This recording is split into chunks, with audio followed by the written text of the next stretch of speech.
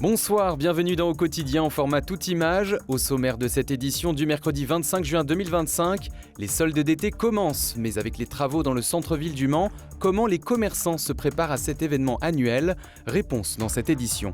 Le Mans va jouer en Ligue 2 et la saison prochaine se rapproche à grands pas pour les spectateurs. L'accès aux abonnements est lancé à partir de ce mercredi. Précision dans quelques instants.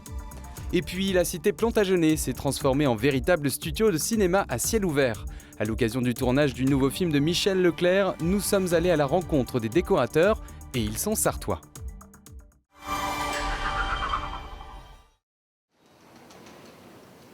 Les soldes d'été sont lancés au Mans, jusqu'à moins 60% dans certaines boutiques.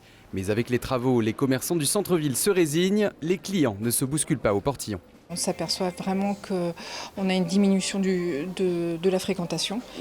La pire angoisse que l'on ait, c'est qu'ils prennent d'autres habitudes et qu'ils finissent par délaisser littéralement leurs courses en centre-ville.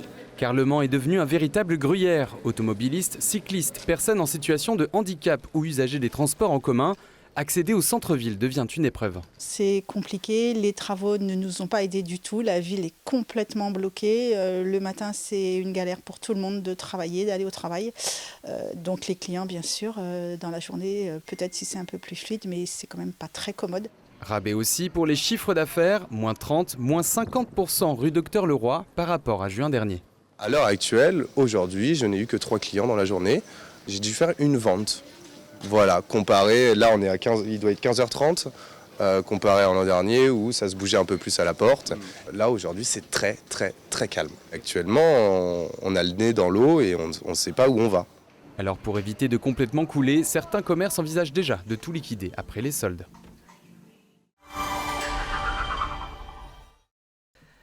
La Sarthe en état d'alerte. Météo France a placé le département en vigilance orange pour le risque d'orage ce mercredi en fin d'après-midi et dans la soirée de 18h à 22h.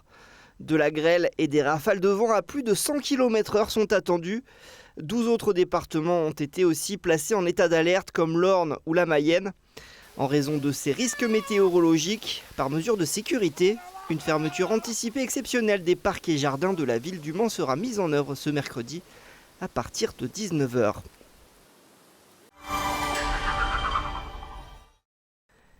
De nouvelles restrictions à l'usage de l'eau s'appliquent en Sarthe, conséquence de la sécheresse qui s'intensifie pour les bassins de l'Argance et de Vive-Parence. Il est attendu de l'ensemble des usagers de la ressource de ces bassins d'être particulièrement attentifs aux économies d'eau et de réduire tous les usages accessoires de l'eau, comme le lavage des voitures, le remplissage des piscines, l'arrosage des gazons ou des espaces verts, fait savoir la préfecture de la Sarthe.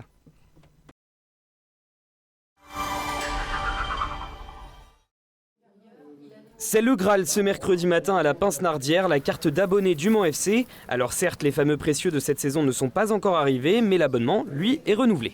C'est la période des vacances, je m'en vais ce week-end. Je vais revenir début septembre, donc je voulais être sûr d'avoir ma carte.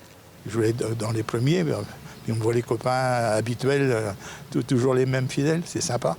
Parce que cette saison, la billetterie puis le stade ont été pris d'assaut à 2 reprises, pour la réception du PSG en Coupe de France et pour le match de la montée contre Versailles. On a eu la chance de vivre des beaux matchs cette saison avec un stade bien rempli. Et si on veut vivre une belle saison et aussi essayer d'avoir tous les éléments pour nous maintenir en Ligue 2, avoir du monde, du public, en sang et or derrière nous, c'est un élément primordial. Le club sartois va évoluer en 2e division cette saison avec de belles affiches contre Saint-Etienne, le derby contre Laval ou encore peut-être contre Lyon, rétrogradé administrativement ce mardi avant l'appel. On va jouer Lyon ou pas alors ? Comme le club, les prix aussi sont montés, plus 40% en moyenne, avec des tarifs préférentiels pour ceux qui étaient déjà abonnés. Ça a beaucoup augmenté, mais enfin peu importe, je suis tellement bien placé que je tiens à ma place. Mais les fidèles ont envie de suivre la 20e année en 2e division des 100 et or. Disons que c'est mérité, vu le stade qu'on a, l'ambiance, les fidèles supporters, on mérite bien au moins une Ligue 2. Et malgré que j'habite à 50 km, je veux participer à la vie du club du Mans. Avec aussi le site internet, le club espère enregistrer une meilleure affluence. En moyenne, le stade Marie-Marvin a attiré un peu moins de 6000 spectateurs la saison dernière.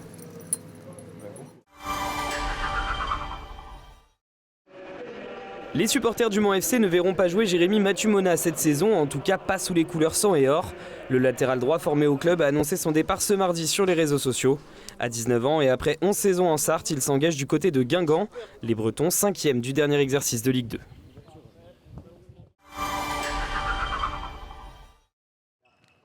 Plusieurs infos des parquets maintenant. Le tirage au sort de la Supercoupe de France est sorti. En demi-finale, le MSB affrontera Paris Basket, titré champion de Betclic Elite ce mardi.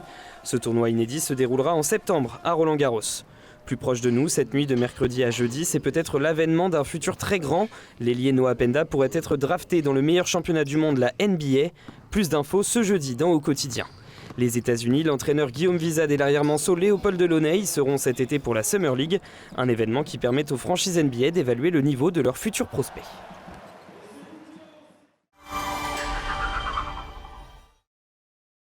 Et dans ce journal du mercredi, nous vous proposons un petit focus sur les cigales. Pas l'insecte, non.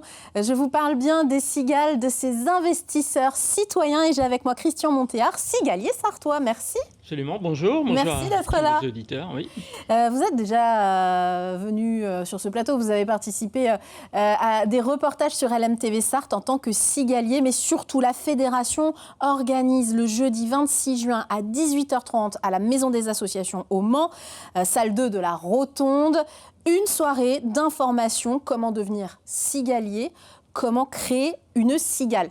C'est quoi une cigale en quelques mots, Christian ? Alors, on va déjà expliquer l'acronyme. Voilà, c'est un club d'investisseurs pour une gestion alternative de l'économie sociale et solidaire. Donc, je dirais que tout est dans le titre un petit peu. Voilà, ce sont des gens qui se réunissent, qui créent une sorte de cagnotte qui répond à un certain nombre de critères, puisque c'est une fédération nationale. Absolument. Au départ. Divisée par région, on a une cigale des cigales Pays de la Loire et il y a 3 cigales en Sarthe pour l'instant. Absolument. Deux sur le Mans et un club à Roisey-la-Suze, basé à Roisey-la-Suze, voilà. Et chacun de ces clubs a c'est un petit nombre de personnes, entre 8 et 15, on va dire, personnes qui se réunissent, qui créent une sorte de cagnotte et qui utilisent cette cagnotte pour soutenir des projets,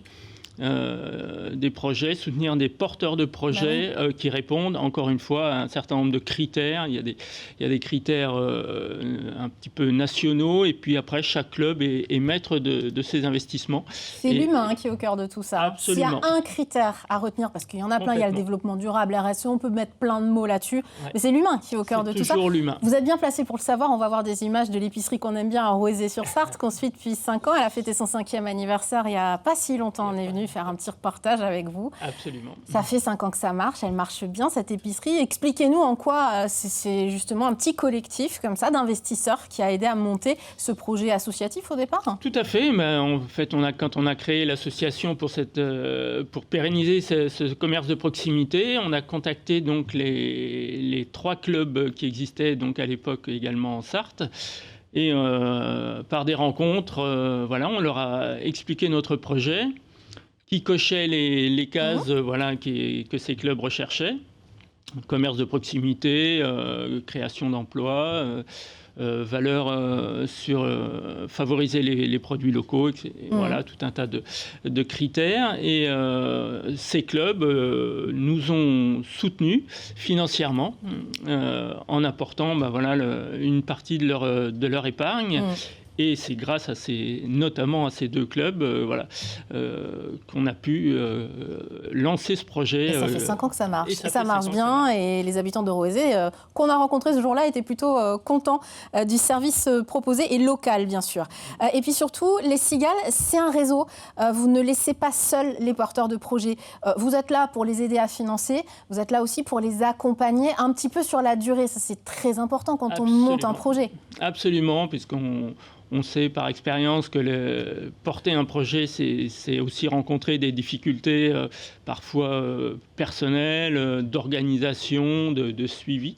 Et bien sûr, l'engagement des clubs cigales, c'est également de parrainer, d'accompagner en désignant des gens à l'intérieur du club qui vont suivre plus précisément chaque porteur de projet.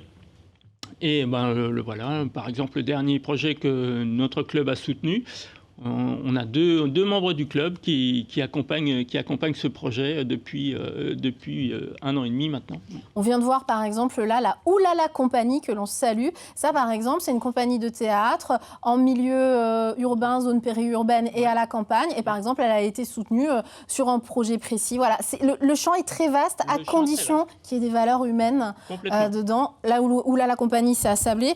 Dernier exemple, Brasse-Vie à Jupy. Vous connaissez peut-être ce lieu. Complètement, oui, café associatif. Ces images datent de 2018. C'est pour ça qu'elles sont peut-être un petit peu dégradées, mais le chat était très content de voir notre caméra. Voilà, un lieu vivant, lui qui fait vivre le centre-bourg de Jupy, voilà, et c'est complètement l'idée, quoi. Exactement. Et encore une fois, chaque club est maître de ses choix et de ses investissements à l'intérieur des critères définis par le national, qui sont toujours effectivement des valeurs d'humanisme, de proximité et d'économie sociale. Voilà, et solidaire, on peut le dire.